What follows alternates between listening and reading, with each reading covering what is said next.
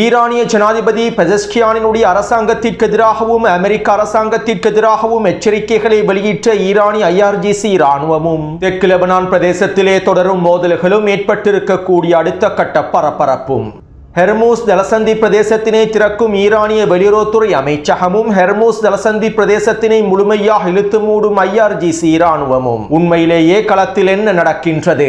ஹெர்மூஸ் ஜலசந்தி பிரதேசம் தற்போது திறக்கப்பட்டுள்ளதா அல்லது மூடப்பட்டுள்ளதா? தெற்கு லெபனானினுடைய நபட்டியா பிரதேசத்தினூடாக முன்னேறுவதற்கு முயற்சி செய்த இஸ்ரேலிய ஆக்கிரமிப்பு இராணுவமும் இஸ்ரேலிய ஆக்கிரமிப்பு இராணுவத்தின் மிக முக்கியமான தளபதிகளையும் தலைமைகளையும் அதிகாரிகளையும் கொத்தாக தட்டி தூக்கி வரும் ஹிஸ்புல்லா இராணுவத்தினரும் ஈரானிய எண்ணெய் வர்த்தகத்தின் அதிரடியான நடவடிக்கைகளும் அதிகளவான நிதியை திரட்டியிருக்கக்கூடிய IRGC இராணுவமும் யெமனின் களத்திலே தொடரும் மோதல்களும் யெமன் ஹவுதி இராணுவத்தின் உச்ச தாக்குதல்களும்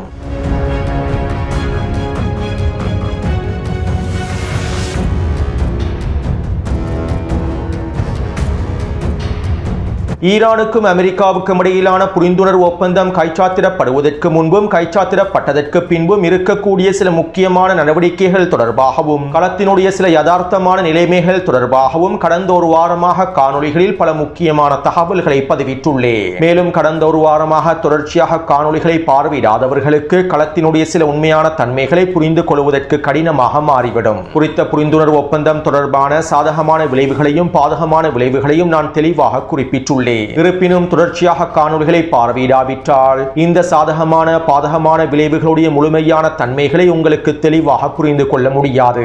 அது மட்டுமல்லாமல் தொடர்ச்சியாக காணொளிகளை பார்வையிடாமல் குறித்த புரிந்துணர்வு ஒப்பந்தத்தின் சாதகமான பாதகமான விளைவுகளை இனங்கண்டு கொள்ளாமல் இவை தொடர்பான பூர்ண தெளிவை பெற்றுக் கொள்ளாமல் விமர்சனங்களை முன்வைப்பதனால் எதுவுமே நடைபெறப் போவதில்லை. எனவே தற்போதைய காணொளியில் இருக்கக்கூடிய தகவல்கள் தொடர்பான விமர்சனங்களை முன்வைக்கக்கூடியவர்கள் தயவு செய்து கடந்த ஒரு வாரம் வெளியிட்டிருக்க காணொளிகளை முழுமையாக பார்வையிட்டதற்கு பின்பு விமர்சனங்களை முன்வையுங்கள். அது மட்டுமல்லாமல் என்னுடைய காணொளிகளில் குறிப்பிடப்படக்கூடிய பல விடயங்களுக்கான ஆதாரங்களை நான் டெலிகிராம் சேனலில் தொடர்ச்சியாக பதிவிட்டு வருகின்றேன். மேலும் டெலிகிராம் சேனல் மற்றும் வாட்ஸ்அப் சேனல்களில் இணைந்து கொள்ளாதவர்கள் கீழே இருக்கக்கூடிய லிங்கினை பயன்படுத்தி இணைந்து கொள்ள முடியும். அதே நேரம் அதிகளவான ஆதாரங்களை நான் டெலிகிராம் சேனல்களில் மாத்திரமே பதிவிடுகின்றேன். மேலும் கடந்த 3 நாட்களாக டெலிகிராம் செயலி இயங்கவில்லை என பலர் கருத்துக்களையும் முன்வைத்திருந்தீர்கள். உண்மையில் இந்தியாவில் இருப்பவர்களுக்கு இந்த டெலிகிராம் செயலியின் மூலமாக என்னுடைய தகவல்களை பெற்றுக்கொள்ள முடியாமல் இருக்கும். ஏனென்றால் பரீட்சை மோசடி சம்பவங்கள் நடைபெற்றதாக கூறி இந்தியாவினுடைய அரசாங்கம் டெலிகிராம் செயலியை தற்போது தற்காலிகமாக இடைநிறுத்தியுள்ளது.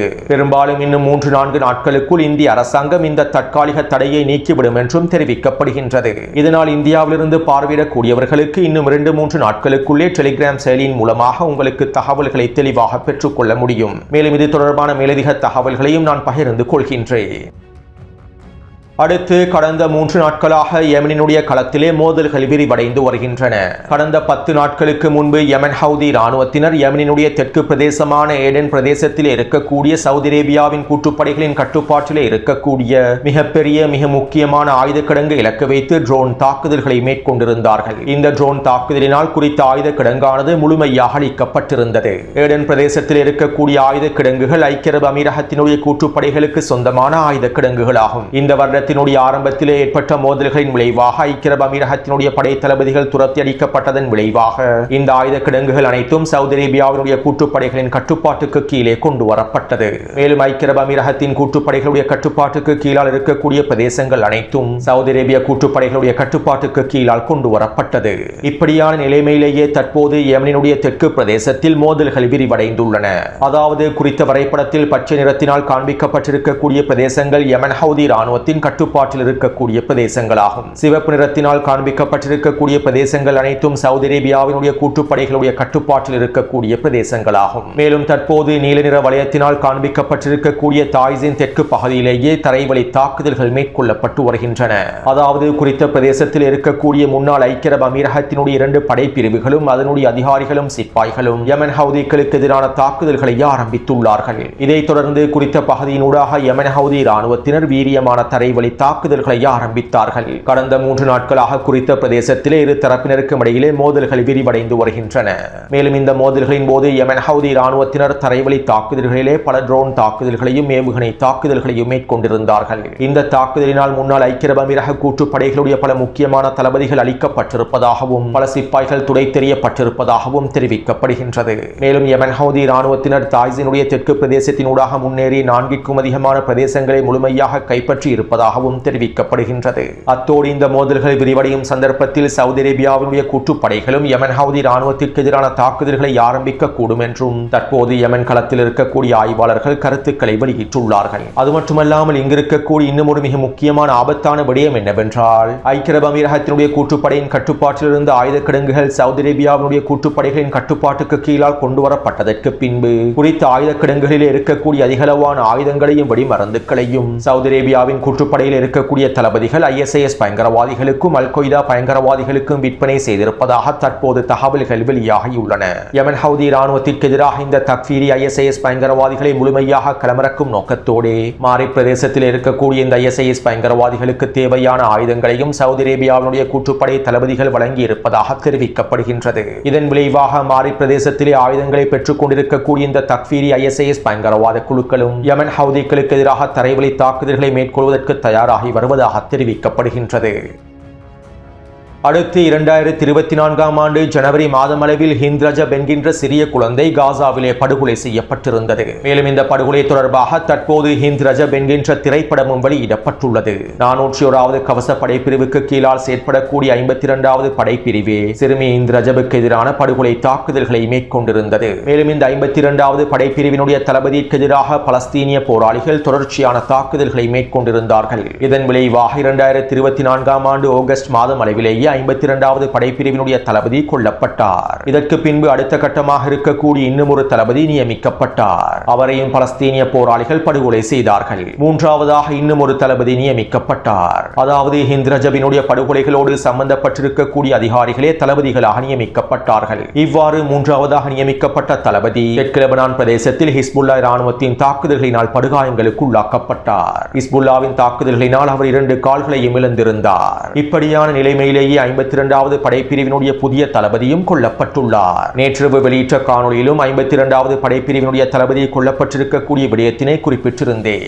மேலும் சிறுமி ஹிந்த் ரஜபினுடைய படுகொலையோடு இவர் முழுமையாக சம்பந்தப்பட்டிருப்பவர் என்பதும் குறிப்பிடத்தக்க விடயமாகும். அது மட்டுமல்லாமல் ஹிந்த் ரஜபினுடைய படுகொலையோடு சம்பந்தப்பட்டிருக்கக்கூடிய ஒரு சில அதிகாரிகள் மாத்திரமே தற்போது உயிரோடு இருக்கின்றார்கள். குறித்த சிறுமியை படுகொலை செய்வதற்கு காரணமாக இருந்த தளபதிகளும் அதிகாரிகளும் சிப்பாய்களும் பலஸ்தீனிய போராளிகளாலும் ஹிஸ்புல்லா இராணுவத்தினாலும் படுகொலை செய்யப்பட்டுள்ளார்கள். மேலும் பலர் படுகாயங்களுக்கு உள்ளாக்கப்பட்டுள்ளார்கள் என்பதும் குறிப்பிடத்தக்க விடயமாகும்.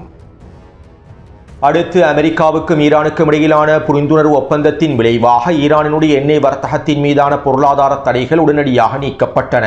இதில் இருக்கக்கூடிய மிக முக்கியமான விடயம் என்னவென்றால் கடந்த 47 வருடங்களாக ஈரானுக்கு எதிராக விதிக்கப்பட்டிருக்கக்கூடிய அதிகளவான பொருளாதார தடைகள் எண்ணெய் வர்த்தகத்தின் மீது விதிக்கப்பட்டிருக்கக்கூடிய அதிகளவான பொருளாதார தடைகள் நீக்கப்பட்டிருந்தன. ஈரானுக்கு எதிரான போர் ஆரம்பிக்கப்படுவதற்கு முன்பு ஈரானுக்கு எதிராக விதிக்கப்பட்ட உச்ச பொருளாதார தடைகளும் ஈரானுக்கு எதிரான போருக்கு பின்பு விடுவிக்கப்பட்டுள்ளன. இதன் விளைவாக ஈரான் எண்ணெய் வர்த்தகத்தை பரந்தளவில் மேற்கொள்வதற்கான வாய்ப்பும் ஈரானுக்கு கிடைத்துள்ளது. உச்சக்கட்ட பொருளாதார தடைகளுக்கு மத்தியிலும் ஈரான் அதனுடைய எண்ணெய் வர்த்தகத்தை சிறப்பாக மேற்கொண்டிருந்தது. பல மாற்று வழிமுறைகளை பயன்படுத்தி அதிகளவான எண்ணெய் வர்த்தகத்தை மேற்கொண்டு அந்த எண்ணெய் வர்த்தகத்தின் மூலமாக கிடைக்கக்கூடிய லாபத்தினை பயன்படுத்தி எதிர்ப்பற்றுக்களுக்கும் ஈரானிய இராணுவத்திற்கும் தேவையான எல்லாவிதமான வேலை திட்டங்களையும் முன்னெடுத்திருந்தார்கள். அதாவது ஈரான் எண்ணெய் வர்த்தகத்தின் மூலமாக கிடைக்கக்கூடிய பெரும்பாலான இலாபங்கள் ஈரானிய இராணுவத்தினை பலப்படுத்துவதற்கும் அமெரிக்காவுக்கும் இஸ்ரேலிய ஆக்கிரமிப்பு எதிரான வேலை திட்டங்களை மேற்கொள்வதற்கும் உச்சளவிலான ஆயுத மற்றும் ஏவுகணை உற்பத்திகளுக்குமே பயன்படுத்தப்பட்டன.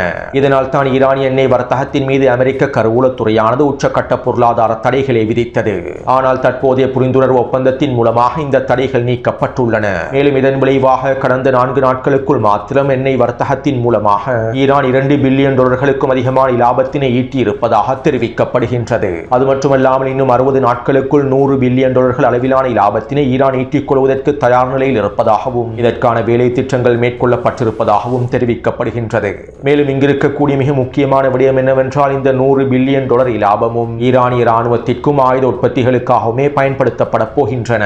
அமெரிக்காவுக்கும் இஸ்ரேலிய ஆக்கிரமிப்புக்கும் இடையிலான அடுத்த கட்ட போருக்கான தயாரிப்புகளுக்காகவே பயன்படுத்தப்பட போகின்றன. அது மட்டுமல்லாமல் பல இழப்புகளையும் ஈரானினால் முழுமையாக சரி செய்து கொள்ள முடியும் என்றும் தெரிவிக்கப்படுகின்றது. அடுத்த கட்ட பேச்சுவார்த்தைகள் தோல்வி அடைவதற்கு முன்பு மீண்டும் போர் ஆரம்பிக்கப்படுவதற்கு முன்பு எண்ணெய் வியாபாரத்தினை பல மடங்கினால் அதிகரித்து அதிக லாபங்களை பெற்றுக்கொண்டு IRGC இராணுவத்தினை மேலும் பலப்படுத்துவது தற்போதைய நிலைமையில் மிக முக்கியமான விடயமாகும்.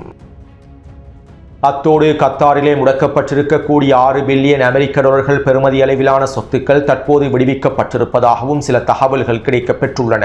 குறித்த புரிந்துணர்வு ஒப்பந்தத்திற்கு அமைவாகவே இந்த $6 பில்லியன் பெறுமதி அளவிலான சொத்துக்கள் விடுவிக்கப்பட்டிருப்பதாக தெரிவிக்கப்படுகின்றது. அத்தோடு இந்த $6 பில்லியன் பயன்படுத்தி ஈரான் சில மருத்துவ பொருட்களையும் இன்னும் சில முக்கியமான மனிதாபிமான உதவிகளையும் முழுமையாக கொள்வனவு செய்ய முடியும் என்றும் தெரிவிக்கப்படுகின்றது.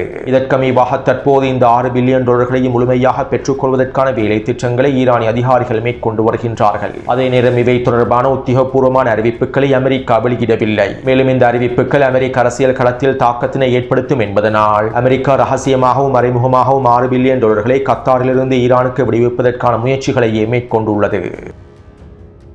அடுத்து இஸ்ரேலிய ஆக்கிரமிப்பு தெற்கு லெபனான் பிரதேசத்திலே தொடர்ச்சியான தாக்குதல்களையே மேற்கொண்டு வருகின்றது. நேற்றைய தினம் இஸ்ரேலிய ஆக்கிரமிப்பு தெற்கு லெபனான் பிரதேசத்திலே 100க்கும் அதிகமான வான்வழி தாக்குதல்களை மேற்கொண்டது.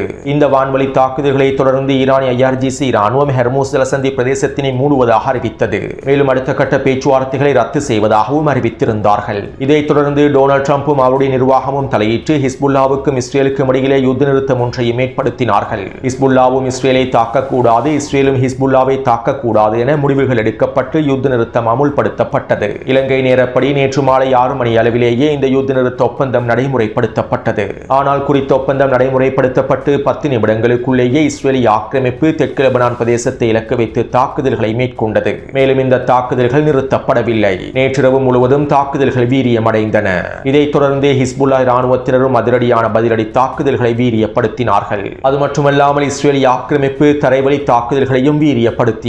தெற்கு லெபனானினுடைய நபட்டியா பிரதேசத்தில் இருக்கக்கூடிய மிக முக்கியமான பிரதேசமான அலி அல் தாஹிர் மலைத்தொடர் பிரதேசத்தினை கைப்பற்றுவதற்கான தரைவழி தாக்குதல்களை இஸ்ரேலிய ஆக்கிரமிப்பு ராணுவம் நேற்று ஆரம்பித்தது. இதைத் தொடர்ந்து குறித்த பிரதேசத்திலே களமிறங்கிய டசன் கணக்கான ஹிஸ்புல்லாவினுடைய ரதுவான் படைப்பிரிவினர் இஸ்ரேலிய ஆக்கிரமிப்பு ராணுவத்திற்கு எதிரான உச்ச பதிலடி தாக்குதல்களை மேற்கொண்டார்கள். அலி அல் தாஹிர் மலைத்தொடர் பிரதேசங்களை கைப்பற்றுவதற்காக களமிறங்கியிருந்த இஸ்ரேலிய ஆக்கிரமிப்பின் கவச படைப்பிரிவுகளை இலக்கு வைத்து உச்சக்கட்ட ஏவுகணை தாக்குதல்களையும் கவச எதிர்ப்பு ஏவுகணை தாக்குதல்களையும் ட்ரோன் தாக்குதல்களையும் மேற்கொண்டிருந்தார்கள். இந்த தாக்குதலின் விளைவாக நேற்றிரவு மாத்திரம் 4க்கும் அதிகமான மெர்காவா போர்த்தாங்கி வாகனங்களும் 2 ட்ரூப்ஸ் கேரியர் வாகனங்களும் அளிக்கப்பட்டன. மேலும் இஸ்ரேலிய ஆக்கிரமிப்பின் கவச படைப்பிரிவை பின்வாங்கச் செய்யும் நோக்கத்தோடு அதிகளவான ட்ரோன் தாக்குதல்களும் மேற்கொள்ளப்பட்டன. டசன் கணக்கான ரதுவான் படைப்பிரிவுகள் சுற்றி வளைத்து உச்ச தாக்குதல்களை மேற்கொண்டிருந்தார்கள். மேலும் இந்த தாக்குதலின் விளைவாக நேற்றிரவு மாத்திரம் அலி அல் தாஹிருடைய மலைக்கு அருகாமையில் இருக்கக்கூடிய பகுதிகளில் கிட்டத்தட்ட 25க்கும் அதிகமான சிப்பாய்கள் கொல்லப்பட்டும் படுகாயங்களுக்கு உள்ளாக்கப்பட்டிருக்கலாம் என்றும் தெரிவிக்கப்படுகின்றது. மேலும் குறித்த பிரதேசத்திலே கொல்லப்பட்டிருக்கக்கூடிய இஸ்ரேலிய ஆக்கிரமிப்பு ராணுவத்தினை மீட்டெடுப்பதற்காக களமிறங்கியிருந்த இஸ்ரேலிய ஆக்கிரமிப்பு ராணுவத்தின் மருத்துவ குழுவை இலக்கு வைத்தும் ஹிஸ்புல்லா ராணுவத்தினர் தாக்குதல்களை மேற்கொண்டுள்ளார்கள். கொல்லப்பட்ட படுகாயமடைந்த இஸ்ரேலிய ஆக்கிரமிப்பு சிப்பாய்களை எடுத்துச் செல்லும் சந்தர்ப்பத்தில் ஹிஸ்புல்லா ராணுவத்தினர் கவசதர் ஏவுகணை தாக்குதல்களையும் ட்ரோன் தாக்குதல்களையும் மேற்கொண்டுள்ளார்கள். இதனால் இஸ்ரேலிய ஆக்கிரமிப்பு ராணுவத்தின் மருத்துவ குழுவிலே இருக்கக்கூடிய 5க்கும் அதிகமான சிப்பாய்களும் அதிகாரிகளும் கொல்லப்பட்டிருப்பதாகவும் தெரிவிக்கப்படுகின்றது. மேலும் இஸ்ரேலிய ஆக்கிரமிப்பு முழுமையான இழப்புகளை வெளிப்படுத்தவில்லை. தற்போது வரை 6 சிப்பாய்களும் அதிகாரிகளும் கொல்லப்பட்டிருப்பதாகவும் 15 பேர் படுகாயமடைந்திருப்பதாகவுமே இஸ்ரேலிய ஆக்கிரமிப்பு ராணுவம் ஒப்புக்கொண்டுள்ளது. ஆனால் நேற்றிரவு அலி அல் தாஹிர் மலை பிரதேசத்திலே மேற்கொள்ளப்பட்டிருக்கக்கூடிய தாக்குதல்களில் குறைந்தது 30க்கும் அதிகமான சிப்பாய்களாவது அளிக்கப்பட்டிருக்கலாம் என லெபனானிய களங்கள் தெரிவிக்கின்றன. அத்தோடு இந்த தாக்குதல்கள் நடைபெற்று வரக்கூடிய நிலைமையில் அமெரிக்காவுக்கான இஸ்ரேலிய ஆக்கிரமிப்பினுடைய தூதர் அறிவிப்புகளை வெளியிட்டார். நாங்கள் தற்போது லெபனானிலே தாக்குதல் நடவடிக்கைகளை நிறுத்தியுள்ளோம். ஆனால் ஹிஸ்புல்லா இராணுவத்தினர் யுத்த நிறுத்தத்தை மீறி தாக்குதல்களை மேற்கொள்கின்றார்கள். இதற்கான பதிலடி தாக்குதல்களை தான் நாங்கள் மேற்கொண்டு வருகின்றோம். மேலும் ஹிஸ்புல்லா தாக்குதல்களை நிறுத்திவிட்டால் நாங்களும் தாக்குதல்களை முழுமையாக நிறுத்திவிடுவோம். அதே நேரம் ஹிஸ்புல்லாவை முடிவுக்கு கொண்டு வருவதற்கும் ஹிஸ்புல்லாவுடைய அச்சுறுத்தல்களை முடிவுக்கு கொண்டு வருவதற்கும் நாங்கள் தொடர்ச்சியாக நிலைத்திருப்போம். ஹிஸ்புல்லா ஒப்பந்தத்தை கடைபிடித்து அமைதியாக இருந்தால் நாங்களும் அமைதியாக இருப்போம் என்று இஸ்ரேலிய ஆக்கிரமிப்புக்கான தூதர் தெரிவித்தார். அதாவது நபட்டியாவினுடைய அலியல் தாஹிர் மலைத்தொடர் பிரதேசத்தினை இஸ்ரேலிய ஆக்கிரமிப்பு ராணுவத்தினால் கைப்பற்ற முடியவில்லை. இதனால் தான் இவ்வாறானதோடு அறிவிப்பை வெளியிட்டதற்கு பின்பு ஹிஸ்புல்லா ராணுவத்தினர் தாக்குதல்களை நிறுத்தியதற்கு பின்பு அலியல் தாஹிர் மலைத்தொடர் பிரதேசத்தினை முழுமையாக கைப்பற்றிக் கொள்ள முடியும் என இஸ்ரேலிய ஆக்கிரமிப்பு ராணுவம் திட்டமிட்டது. இருப்பினும் ஹிஸ்புல்லா ராணுவத்தினர் குறித்த மலைத்தொடர் பிரதேசத்திலிருந்து பின்வாங்கவில்லை. குறித்த பகுதியில் இஸ்ரேலிய ஆக்கிரமிப்பு ராணுவம் நிலைத்திருக்க முடியாத வண்ணம் தொடர்ச்சியான தாக்குதல்களை மேற்கொண்டிருந்தார்கள். மேலும் இன்று அதிகாலையில் குறித்த பகுதியிலே இஸ்ரேலிய ஆக்கிரமிப்பு ராணுவம் சில கிலோமீட்டர்களுக்கு பின்வாங்கியிருந்தது. அத்தோடு இவ்வாறு பின்வாங்கியதற்கு பின்பு இந்த தோல்வியை தாங்கிக் கொள்ள முடியாத இஸ்ரேலிய ஆக்கிரமிப்பு இன்று காலையிலிருந்து தெற்கு லெபனான் பிரதேசத்திலே குடியிருப்பு பகுதிகளை இலக்கு வைத்து வீரியமான வான்வழி தாக்குதல்களை மேற்கொண்டு வருகின்றது. இன்று மாலை வரையில் கிட்டத்தட்ட 72க்கும் அதிகமான வான்வழி தாக்குதல்களை இஸ்ரேலிய ஆக்கிரமிப்பு மேற்கொண்டு விட்டது. இந்த தாக்குதலிலே 40க்கும் அதிகமான லெபனானிய மக்கள் இனப்படுகொலை செய்யப்பட்டுள்ளார்கள். லெபனானிய குடியிருப்பு பிரதேசங்கள் இலக்கு வைத்து இந்த தாக்குதல்களை இஸ்ரேலிய ஆக்கிரமிப்பு ராணுவம் மேற்கொண்டு வருகின்றது.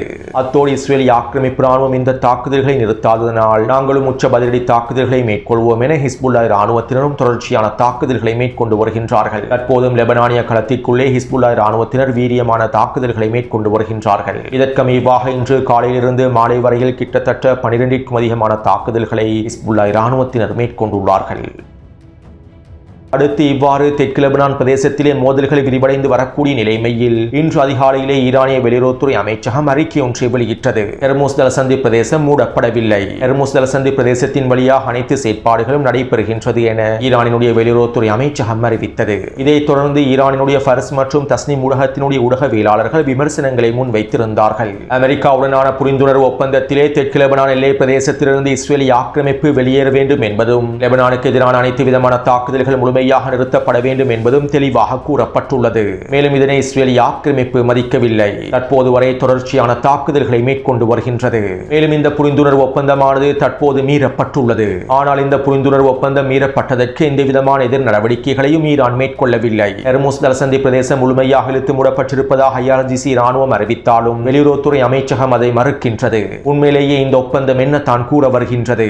இந்த ஒப்பந்தத்திற்கு என்ன நியாயம் இருக்கின்றது? உண்மையிலேயே இது ஒரு பலவீனமான ஒப்பந்தம் என விமர்சனங்களை முன்வைத்திருந்தார்கள். மேலும் ஈரானினுடைய பல அரசியல் தலைமைகளும் அரசியல்வாதிகளும் இராணுவ தலைமை அதிகாரிகளும் ஹெர்முஸ் ஜலசந்தி பிரதேசம் திறந்து தான் காணப்படுகின்றது என ஈரானிய வெளியுறவுத்துறை அமைச்சகம் வெளியிட்ட செய்திகளுக்கு எதிரான விமர்சனங்களை முன்வைத்திருந்தார்கள்.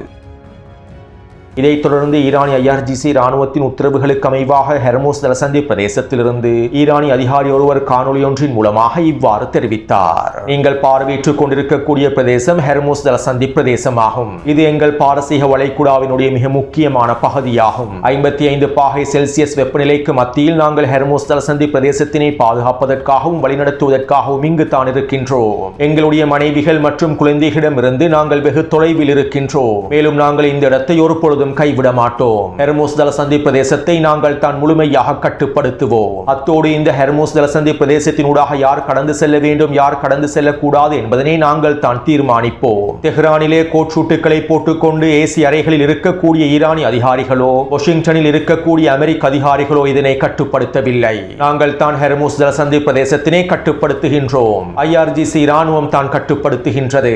மேலும் தெஹ்ரானிலே கோட்சூட்டுகளை போட்டுக்கொண்டு ஏசி அறைகளில் இருக்கக்கூடிய அதிகாரிகள் இதனை தெளிவாக புரிந்து கொள்ள வேண்டும். ஹெர்முஸ் ஜலசந்தி பிரதேசத்தினூடாக யார் வர வேண்டும், யார் செல்ல வேண்டும், என்ன நடைபெற வேண்டும் என்பதனை நாங்கள் தான் தீர்மானிப்போம். ஏசி அறைகளில் இருக்கக்கூடியவர்கள் தீர்மானிக்கவில்லை. இந்த ஹெர்முஸ் ஜலசந்தி பிரதேசத்திலும் பாரசீக வளைகுடா பிரதேசத்திலும் பலர் வீரமரணம் அடைந்துள்ளார்கள். வீரமரணம் அடைந்திருக்கக்கூடிய எங்களுடைய தோழர்களின் இரத்தத்தையும் தியாகிகளின் இரத்தத்தையும் வீணடிப்பதற்கு நாங்கள் ஒரு பொழுதும் அனுமதிக்கப் போவதில்லை. ஈரானிய மக்களே, நீங்கள் தொடர்ச்சியாக தெருக்களில் தங்கியிருங்கள். உங்களுடைய கோஷங்களை தெஹ்ரான் முழுக்க பரப்புங்கள். நம்பிக்கைக்குரிய விசுவாசமான ஈரானிய மக்கள் கைவிடாத வரை நாங்களும் ஹெர்முஸ் ஜலசந்தி பிரதேசத்தினை கைவிடப் போவதில்லை. எங்களுடைய இரத்தத்தின் கடைசி துளி வரை நாங்கள் ஹெர்முஸ் ஜலசந்தி பிரதேசத்தில் தான் இருப்போம். இந்த யுத்த களத்தில் தான் இருப்போம். அதே போன்று எங்களுடைய தாய்நாட்டிற்காக துரோகம் செய்தவர்களே, ஒரு விடயத்தினை தெளிவாக புரிந்து கொள்ளுங்கள். எங்களுடைய உடலில் உயிர் இருக்கும் வரை நாங்கள் இந்த போர்க்களத்தில் தான் இருப்போம். ஹெர்முஸ் ஜலசந்தி பிரதேசத்தில் தான் இருப்போம் என குறித்த ஈரானிய கடற்படை அதிகாரி கருத்துக்களை வெளியிட்டிருந்தார். அத்தோடு இன்று மாலை ஈரானினுடைய காத்தமல் அன்பியா தலைமையகத்தினுடைய ஊடக பேச்சாளர் இவ்வாறு தெரிவித்தார். லெபனானிலே இஸ்ரேலிய ஆக்கிரமிப்பின் தாக்குதல்கள் தொடர்கின்றன.